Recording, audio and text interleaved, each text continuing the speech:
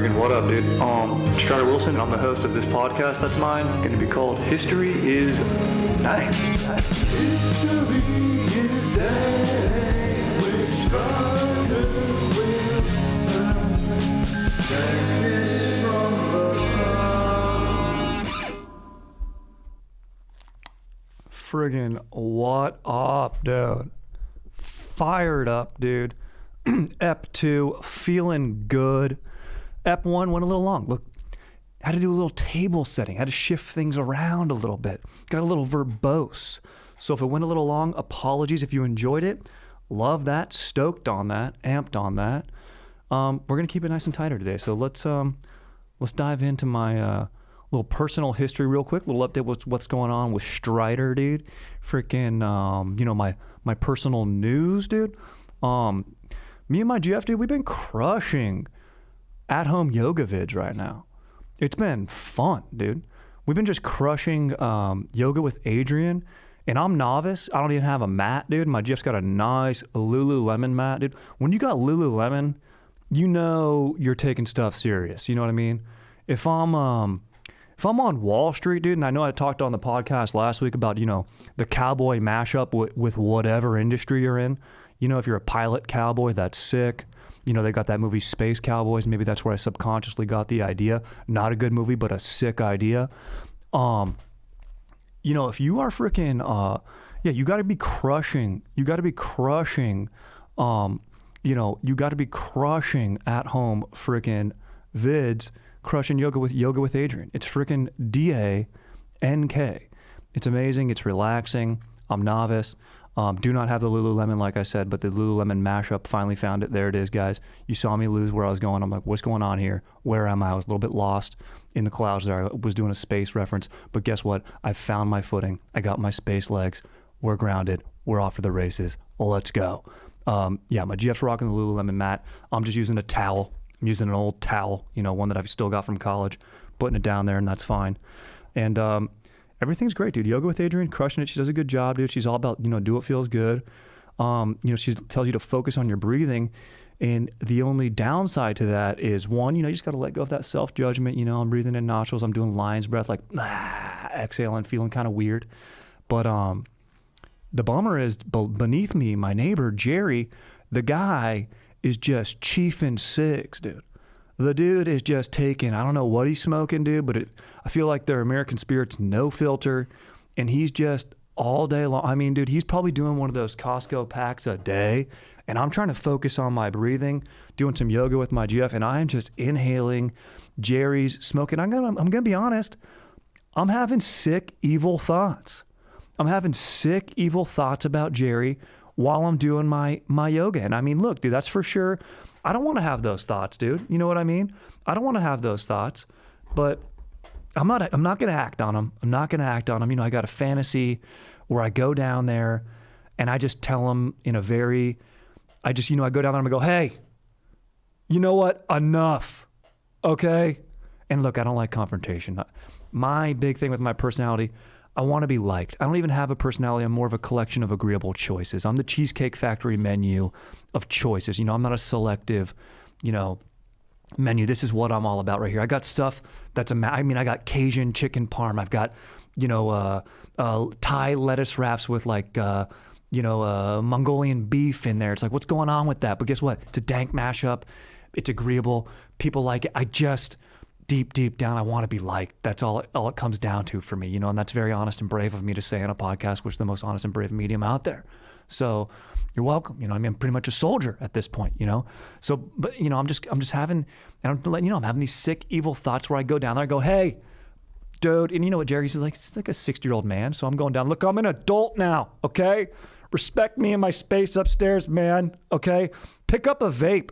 And I'm not condoning vaping, but look, if you're chiefing in a Costco, if you're chiefing and sucking down a Costco level pack of cigs, okay, that's like what, 300 cigs a day? Pick up the vape, dude. Think of your neighbor, dude, I mean, and I don't know what it is, it's just the physical universe we live in where the smoke has to rise. Why couldn't it just fall? I'm thinking to myself, I'm in a downward dog, stretching it out, finding what feels good. I'm going, why can't smoke just go down? Why does it have to go up? But that's the world we live in. And those are the real type of choices we have to make. And I'm not going to act on that. I'm not going to go down there and it's not even a physical thing. I don't go down there and, accost Jerry or anything, but I just tell him in a very direct way. I get direct. That's my biggest, most aggressive fantasy. I go down there and I drop a lot of, hey, bros, dude, are you serious with that? Man, are you serious with that right now? One of those. Or, bro, you kidding me? You kidding me? Put it out. I'm doing yoga upstairs with my GF, okay? Are you kidding me? I'm trying to do lion's breath. Put it out, dude. Put the cig out. Pick up a vape. They come in grape flavors. Maybe you'd like it. So, loving yoga, not loving Jerry.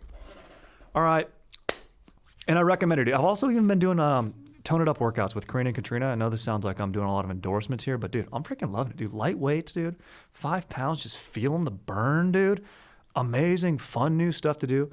Really open up in my range of motion. So hop on it, and it's a great to have a nice activity with your significant other. So really, really recommend that. Staying stoked, and then, hopefully you don't have to breathe in smoke in your apartment. All right, historical share. I want to take you to a year, late December, 1891. And you're probably saying in your domes, 1891? What's going on in 1891? It's not a significant year. This isn't 1492, Columbus sailed the ocean blue. This isn't freaking, this isn't 1917, Dank movie. This is 1891. So I'm going to tease you guys a little bit right now. I'm going to tease you a little bit, dude. You ready for this? What's going on in the world in 1891? Let's just take a look. This isn't what the historical share is about here, but let's have a little bit of fun, a little bit of context here of what's going on. Let's start at the beginning. January 1. These are just things I went to a dank little website, onthisday.com. Check it out if you want to have fun. It's fun to do for your birthday. Check out, hey, what's going on in the year I was born? Fun to do. And so I just pulled a few things that I thought were sick from this to sort of just give a little context of 1891. Believe it or not, in January 1st, 1891, an office was opened on Ellis Island, New York, to cope with the vast flood of immigrants coming into the United States. I thought that was interesting. Couldn't believe it took that long. Finally, they were like, dude, we need an office. Got a lot of people coming over. Let's do this. And you got to like that people are coming in. That's what we want, dude. This is the land of opportunity. So that fired me up, dude. And I just love office culture. You know what I mean? They're making coffees. They're talking about that. Dude, nice little Dutch family came in there. Got along with this Czech family. I think they're going to be neighbors in like Williamsburg, probably. So it'd be a hip area, dude. The guy was wearing a bowler hat. One dude was in a fedora, which are cool. That's cool to wear now. It's not even a statement piece, You always got like kind of the schmoll in your crews wearing the fedora when you guys go out to the club or something like that. And you're like, dude, all right, I guess one of my buddies wears a fedora now, but I love him and I got to be loyal. He's my friend. Anyway, 1891, February 6th, the Dalton gang committed its first crime, a train robbery in Alila, hopefully I'm saying that right, California, on the Southern Pacific, number 17, that's a railroad. In 1979, Ron Hansen authored Desperados, a fictional account of the Dalton gang. Sick. I wonder if the movie Desperados is based on that. Sounds like the Dalton gang could be a future ep if you're asking me. 1891, February 26th, first buffalo was purchased for Golden Gate Park in SF under John McLaren. A pair of bison named Benjamin Harrison and Sarah Bernhardt. Hilarious that bisons have those names. I imagine those bisons are just wearing like glasses and like thumbing through books together. Like I just imagine those bisons like being an old married couple reading in bed together or something. Anyway, they were settled into the Golden Gate Park following reports that only 1,000 were left in the U.S. because they, I guess, were overhunted and stuff, or killed off for settlers, dude. Because, you watch those bison's videos now where people in, like, Yellowstone getting mauled by them taking selfies. If you ask me, that's Darwinism. Sorry, that's sick. That's just probably Jerry Smoke talking while I'm doing yoga. It gets me a little angry. But you know where there are a lot of buffalo? I don't know if there's too much of a genetic difference between bison and buffalo. Aaron, is bison and buffalo, is that like tomato, or are those actual different animals? I think they're the same. That's what I think so too. They're basically jacked cows. Sicker, jacked, more jacked looking cows. It's like your cousin, like if you're a cow, you're from like, you might be from San Clemente or maybe even Coto de Caza, a little soft, like, and then we're going season 2, like buffaloes are like Ryan Atwood from Chino. You know what I mean? They're coming in there a little bit tough. They came up a little bit rugged on the plains. Anyway, there's a lot in Catalina. They moved them there to film an island, and then they flourished, dude. They were just boning, dude, out there on the island, just thriving, dude. Anyway, 1891, March 19th, Earl Warren, governor of California, was born. He was appointed 14th Supreme Court Justice. served from 1953 to 1969 and led the commission that investigated the assassin of President JFK. And he's got a great quote that fired me up here. He says, "I always turn to the sports page first. The sports page records people's accomplishments. The front page, nothing but man's failure." I like that. I always go to the sports page first as well. When I have a newspaper in my hand, when I'm working a valet shift, they got some at the hotel. Other than that, I'm going online, baby. But that fires me up. And the sports page, just a little bit of a hint of what we're going to be talking about later. Sports, 1891. Maybe you already know. Maybe in your dome, you're like, ooh, I know where we're going. April 1st, 1891, Paul Gauguin, a French painter, abandoned his wife and 5 children and left Marseille for Tahiti. Someone always suffers for art, you know. Looks like that someone was Gauguin's family in this instance. Guy had some good art, you know. Maybe it's, I guess some people have to take the heat, you know. They got to take that fastball so that culture can be added to through the Gauguin's paintings. You know, we appreciate it, but there's always some people that don't. May 5th, Carnegie Hall opens, opening night in New York City. They play Tchaikovsky's. Tchaikovsky was the guest conductor. Let's see. September 15th, 1891, the Dalton gang held up a train and took $2,500 at Wagoner, Oklahoma. These guys are on the move in 1891, making dough, dude. Must have scored from Pacific 17 and cruised out to Oklahoma. This sounds like might have to do an ep on these dudes. Let's see. October 16th, the Baltimore crisis was triggered by the stabbing of 2 United States Navy sailors from the USS Baltimore in front of the True Blue Saloon in Valparaiso. I think that's it. That is in Chile. The United States government demanded an apology, and it ended when Chile officially apologized and paid $75K for the indemnity. Paid a $75K indemnity. I guess that's what it's called when you have to just pay money. Be like, dude, you stabbed 2 of our guys. Give us money for it. I don't know. I'm sure those, you know, look, I always support the troops. I always support that. But, you know, sailors like to probably have some booze. Maybe they weren't being the best dudes. Maybe we got to look into that a little bit more. Anyway, that happened. D.B. Browning, October 27th, D.B. Browning, inventor, was awarded a patent for the street letterbox, i.e. mailbox. Interesting. Mailboxes seem like one of those things that's always just been around. You know what I mean? Like, I can't believe those had, like, I feel like in Rome they just had mailboxes. I don't know. Like, you know, the Mayas, the ancient Mayas had mailboxes, but I guess they had to be invented, dude. 1891. Maybe they were. This guy just patented. He's like, dude, let's do that. I'm going to, like how LeBron's trying to patent the phrase Taco Tuesday later. Maybe it's one of those type of scenarios, which I love LeBron. The guy, he can do no wrong in my book. You know, the decision was annoying, but he was a young kid.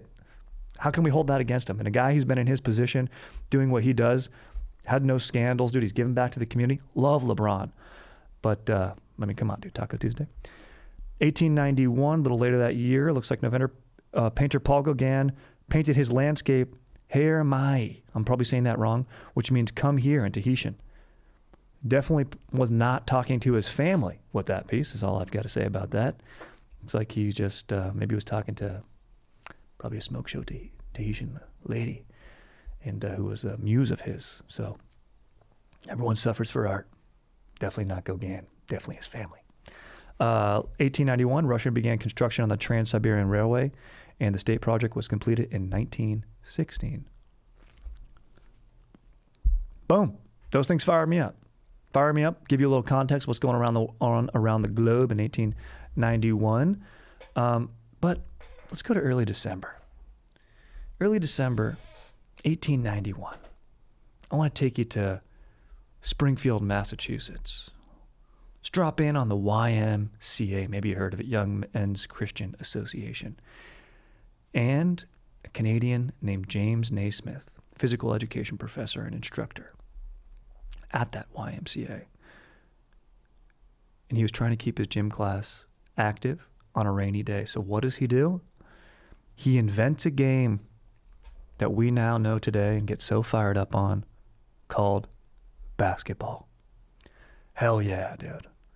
We're going to the first basketball game. And I got to tell you, I mean, there's just nothing.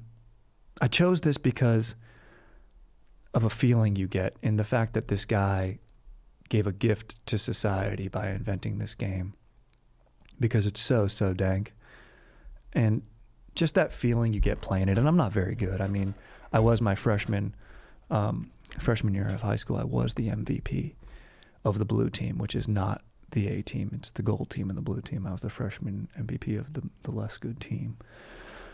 But that feeling you get just playing pickup today, just going out there, you know, sweating it out, feeling good. Your lungs are burning a little bit. You're trying to get back in shape always. Seems like you never can, but you're out there.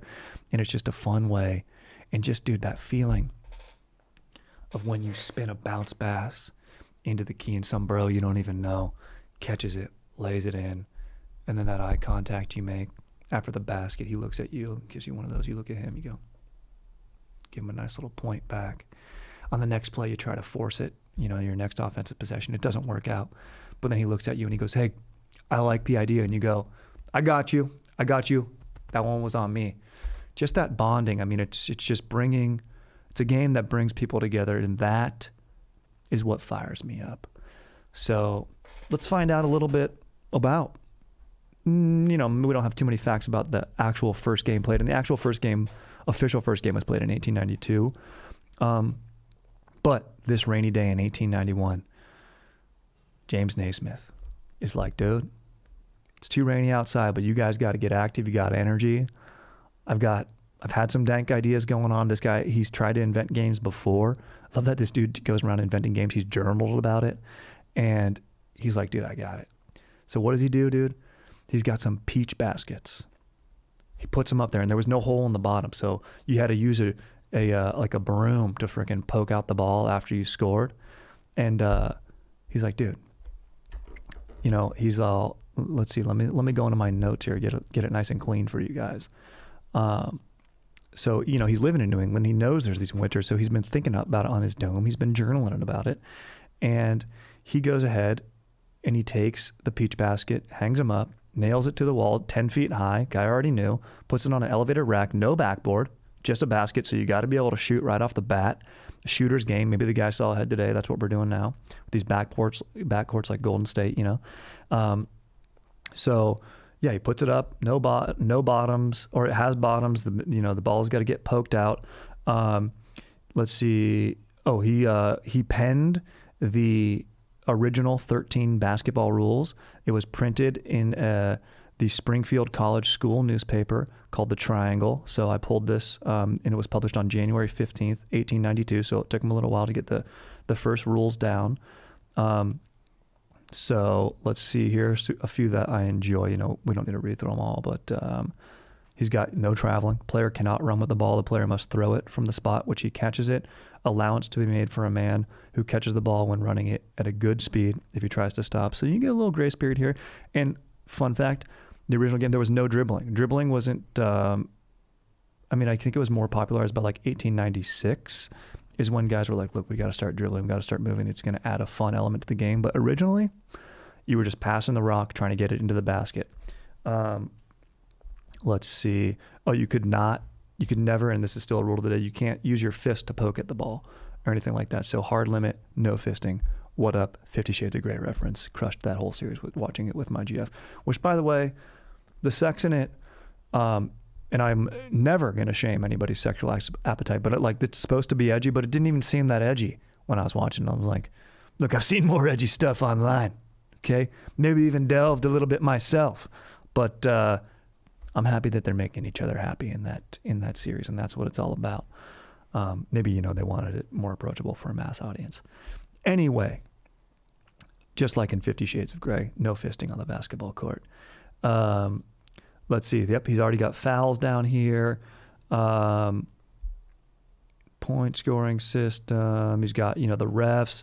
Overtime is... Oh, this one's kind of fun. If either side makes 3 consecutive fouls, this is rule number 7, it shall count a goal for the opponents. Consecutive means without opponents in the meantime making a foul. Could have been an interesting rule to have nowadays with the hack-a-shack era. I don't think, actually, a few years ago in the early 2000s, maybe not as much now, but it's interesting to think about. Like sort of a, technical foul scenario. Let's see. Looks like rule number 12, the time shall be 2 15-minute halves with a 15 minutes rest in between. So Naismith had he wanted this to be a cardiovascular sport. Kind of sounds like college sport nowadays. 20-minute halves. I'm more partial to the quarter system we have going on now. Basketball originally played with a soccer ball. It had laces on it, dude. Those laces were later gotten rid of by a dude named Tony Hinkle. And this wasn't even until the 1950s. Or excuse me, Hinkle didn't get rid of it in the 1950s. It was gone before that. But in the 1950s, Hinkle got a more visible ball. So maybe he was thinking like in the television era, but even just spectators at sports growing more and more popular. In fact, like they didn't introduce a backboard until later on. And the reason they did introduce backboards is because Schmoll fans would reach down and interact with the ball like that dude. Who's the dude who caught the home run, Aaron? That need like protection from psycho Cub fans? Oh, he didn't actually catch it. Oh, but Steve Bartman. Steve Bartman. He like interfered. Yeah. So we had a bunch of Steve Bartmans back in the day with the basketball game, interfering with the ball, which is like, what are you doing, dude? Come on, you're being a bunch of schmoles like that. So they had to put up a backboard. But you know what? Maybe it was a little bit of accidental genius here. The fact that they were able to, introduce the bank shot, baby, because the bank is open. I mean, would we have Tim Duncan without those schmoles? So, we got to, there's always a reason for something. And even if it's not a beautiful reason at first, maybe some good can come out of it. There's always some silver lining. Little more about Naismith here. He founded the University of Kansas basketball program. Naismith lived to see basketball adopted as an Olympic demonstration sport in 1904 and as an official event at the 1936 Summer Olympics Games in Berlin, which has history of its own, as well as the birth of the NIT tournament in 1938 and the NCAA tournament in 1939. Also, Naismith is the only coach in the Kansas basketball program to have a losing record. So even though he invented the game, maybe he wasn't the best coach at it. And sometimes that's a good, beautiful lesson to learn. It's like, look, I invented this, but everything is shared in life, I feel like, to a degree. You always take people in who are a little bit, it's nice that, you've got a good idea and something good, even in comedy or doing stuff like that, even with my dogs, Chat and JT, it's like, if I pitch something or have something and then immediately people can be like, oh, I can take it this way or that way. So many of us want to protect it. No. But I wanted the game. What if like Naismith was like, dude, I want the game to be this way. And then, no, I don't want traveling and I don't want, 3-point line or whatever you've been against that. Or no, I think, with the triangle offense, triangles are lame. I want it to be a motion offense only. It's like, no. Let people, if people are going to be inspired by something and get fired up and have passion on it, it's going to make it better. So I think even though that this guy solely invented the game, and he invented it, and this is from his notes, based on a medieval game called Duck on a Rock, where it kind of reminds me of that Braveheart scene. Remember when like William Wallace and Brendan Gleeson go down and like Brendan Gleeson throws the huge rock at Mel Gibson, and then Mel Gibson throws a little rock and like cracks him in the dome at that dude's wedding, and then they like go up and hug each other. Maybe Duck on a Rock was kind of like that. It was like people would run around and play defense, and you'd throw a rock at another rock on a rock, so it wasn't an actual duck. And although maybe they did play it with at that time, this was medieval times, so stuff was savage, dude. You go to a barber and get a bloodletting or something like that. So, and a haircut, which I frankly need right now.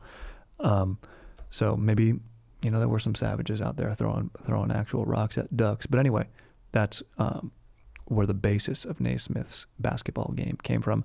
Also, a friend of Naismith suggested it be called Naismith ball, and you got to give Daniel credit here because he goes, yeah, I don't know if people are going to play it like that. And he's like, what if we just call it, there's a basket and there's a ball, let's just call it basketball. And it was originally 2 words and then later just became a 1 word, as language does adapt over time. So fire move by him, writings on the wall, literally. So yeah, that's the history of basketball there. And then I got even a little more fired up on it. I wanted to just get a little poetic about it, if you guys will indulge me. And I pulled this quote. This is from a dank little movie, a Spike Lee joint called He Got Game. And here's the quote. Basketball is like poetry in motion. Cross the guy to the left, take him back to the right. He's fallen back. Then just J in his face. Then you look at him and you say, what? Jesus Shuttlesworth. Played by Ray Allen. I think I love that. The competition, it's a healthy competition. It's 94 feet, which is the regulation basketball court length, which was not the basketball court length back in Naismith day. And I just love that. Also, fun fact, football, because basketball was played in the cold winters, football was a fall, late summer, fall sport. And back in Naismith's day, in like 1891, it was played with 10 players. So when the players came indoors, they would split up, and it became 5-on-5. Only later did football become 11 players. So that's why we got the 5-on-5. So it naturally progressed, everything comes from something. And, because I wanted to have a poem about this, I wrote one actually, and I'd like to share it now. And Aaron, maybe you can judge it. So I'm once again being brave and honest, putting myself on the line here with this poem. So here we go. This poem is entitled The Low Block. Straight up posting on the low block. Possession after possession, the rival is fierce. A game within a game. Straight up posting, up.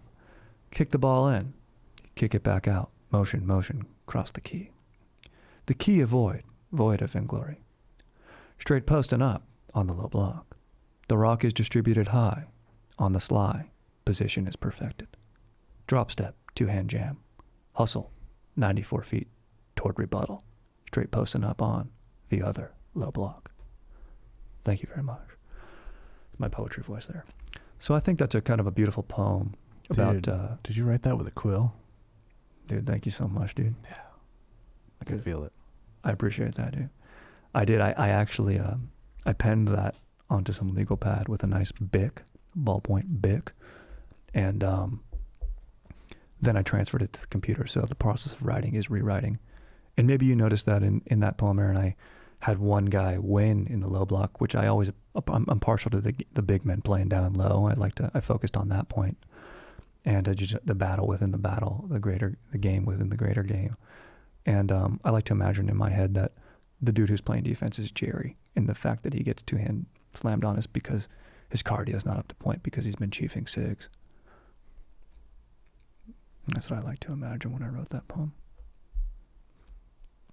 Did it imbue anything within you or inspire anything within you, Aaron, when you heard that? I mean, I want to get in the paint. I love that. And it's the best, the paint, when you got to go up and body up against a dude you don't even know who's all sweaty. You know what I mean? It's sacrifice in its own. It's like you got a new shirt that you're stoked to wear and some dude's sweating it up and you're like, dang, dude. But you got to go and you got to go post up. Especially me, I'm 6'3". I always get yelled at, if I'm tall. If I'm trying to drain threes from the outside or have a little bit of fun and cross between my legs, I always get yelled at by the point guard of the team, the alpha male of the team. He's like, dude, go down low. What are you doing? Sorry. Okay. Anyway, that's it. I'm fired up, dude. Fired up on basketball. Fired up on, the camaraderie it can create with perfect strangers. Anything that can bring people together. Team sports growing up. NJB. It's just so much fun. You get different shared perspectives from other kids playing the game. Weird kids. I remember there was a kid named Reggie on my team during practice who would go and just pick up lizards. He was a lizard kid. I never did that. I was like, whoa, there's kids like that just like, I'm fearful of lizards even to this day. I don't want to touch one. But it's just nice to have that sort of injection of a little bit of a different perspective. You should always be trying to take that in any way you can in life. So let's just dive into a few quick questions here, and then we'll freaking call it, dude. Let's see. What up, Strider? History is the ultimate teacher. What a killer idea to share some of your knowledge. Thank you, dude. Freaking love that, dude. Today I come to you with a question regarding the partition of East and West Germany, particularly in Berlin. Berlin was split into a free market West Side and a communist East Side. Yet the city as a whole was squarely in communist East Germany. How did this unorthodox split come to be, and what was life like for the West Berliners who found themselves engulfed on all sides by a communist country? Fascinating stuff. I hope you and the boys can share your thoughts on this significant historical event. Oh, I'd love to have Chad and JT on to share, but I will be asking Aaron about this here, who has a great historical mind. Dude, my quick go-to is just geographically. I know the Russians were coming in from the east to Berlin at the end of World War II, 1945. Americans coming in from the west, so it was kind of a race to Berlin, and then just where it falls geographically. Maybe that's like kind of where the armies they split the country sort of on whatever parallel to split it even, and then just where Berlin falls on the map. It just kind of has to be split in there. So, yeah, dude, if you're a West Berliner surrounded by communist Russia, I'm thinking it's like, or the USSR. I'm thinking the Soviet Union at that time.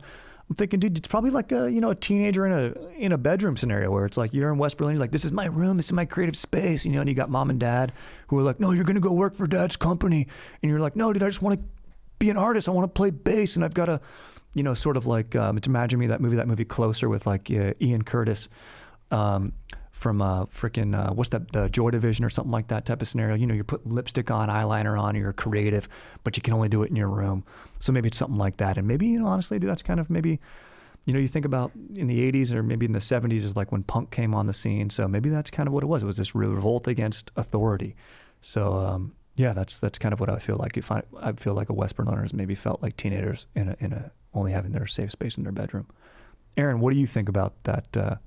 I know that when my dad, during Vietnam, he was drafted and they sent him to West Berlin rather than Vietnam, which is actually pretty fortunate. Yeah. He was told that if the USSR decided to cross the line, there were so few U.S. soldiers there that your life expectancy was 6 seconds. Wow. So it was pretty intense. And this was 1970. Jeez. Dude, that's crazy. Yeah. Thank God they didn't decide to do that. Yeah. Guys on the front line. Gosh. And we wouldn't have Aaron. So Aaron, I'm grateful the USSR did not move in. Yeah. And I'm grateful your dad didn't have to go to Vietnam. And thank you to those soldiers who did serve and do their job. It's never the soldier. The soldiers are on the ground, boots on the ground, executing orders, getting things done. Whether they have to believe in the mission or not, that's their duty. It's the higher powers that we can revolt against, the politicians and those putting them in that area. So, yeah, tough. Here we go. Next question. My GF and I are struggling picking out a credenza. I love it already.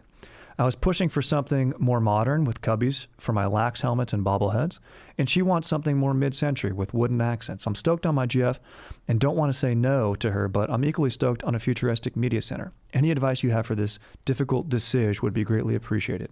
Drew. And my dog Drew, I mean, you got to compromise. I know you want this aesthetic look. It sounds like, I love the lax helmet look, but it's more of a bachelor look with the bobbleheads. Maybe you got to put the lax helmet in the closet and you guys got to come together. Maybe you're not going mid-century Danish decor and maybe not too futuristic. Maybe there's something. Have fun with the process. Go out, go shopping, look online, cruise by CB2, cruise into West Elm. Have a little fun. Get yourself some cold brews, sip on them while you're looking for some furniture. Embrace the process is what I would say, Let's see here. My dog just watched 1917. Boom, there you go. I think this would be a great topic. Would love more insight on what you thought of the movie. Stay stoked, man. I mean, I loved 1917. Some people complained about it. I think the point of the movie was like, they're like, why didn't they just send a plane? Or like, there's other radios. I think the point was about, it was just the commanders being able to justify to themselves, they're spending lives by doing these charges. And when they know, and they're like, they can justify to themselves, oh, I sent 2 soldiers there, even though I know they're guaranteed destined to fail. I think it's Colin Firth line where he quotes like Shakespeare's like, from bonnet to boot, like blah, blah, blah, and the king's men in down. The fastest way there is like by man on foot, like, just one dude doing something on his own, which, I don't know how much truth that held in that time from that line. But I think it's more about him just being like, about spending soldiers' lives once again, and that he can just cover himself morally by doing that. And I think, dude, I was on the edge of my seat watching that movie. The fact that they hit all the cuts, it seemed like it was done in real time. The lighting of that night scene when the flares are going. I actually watched how they do that. I saw online like of a miniature they built. They had like lights on streamers going over so they could really like time it perfectly to have that cool look and the shadows going, capture that chiaroscuro lighting, dude. What up, Italian film term there? What up, dude? And which is heavily used to like The Godfather, creates that sinister, high stakes look. So I liked it. Aaron, did you like 1917? I actually haven't seen it. Ooh. I want to, but Sam Mendes movies always kind of leave me a little flat. Yeah. I feel like this one might be different just because of all the action involved, but yeah, and I was such a big fan of Dunkirk. I'm kind of like, I picked hashtag Team Dunkirk. Yeah, Dank Kirk, as I like to call it. Yeah. It's great movie. Nolan playing with time as always.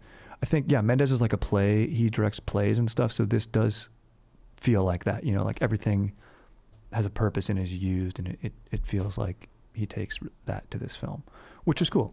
In my humble opinion.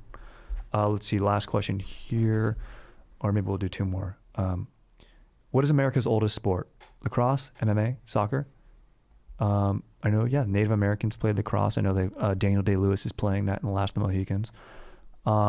Soccer, I don't know where that was started. I know basketball, like we said, was originally played with a soccer ball, so it was definitely here before, obviously.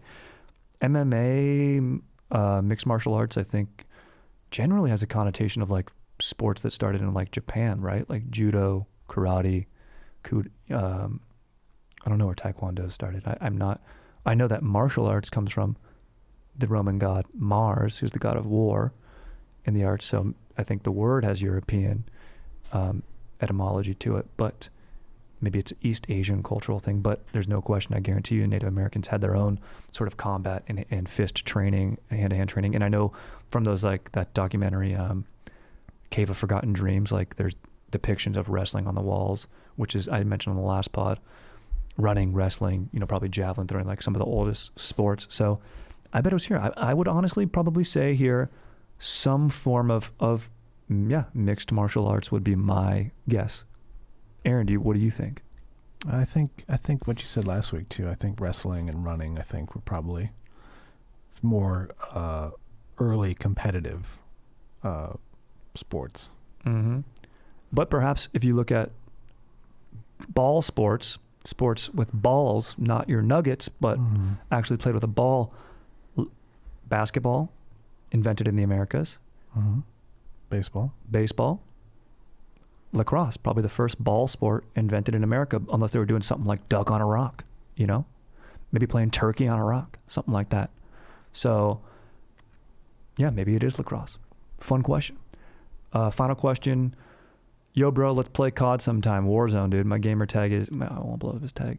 Yeah, dude, I'm down to play some Warzone, dude. I love dropping in with my dogs, dude. Chad and I played with some dudes the other day. It was sick.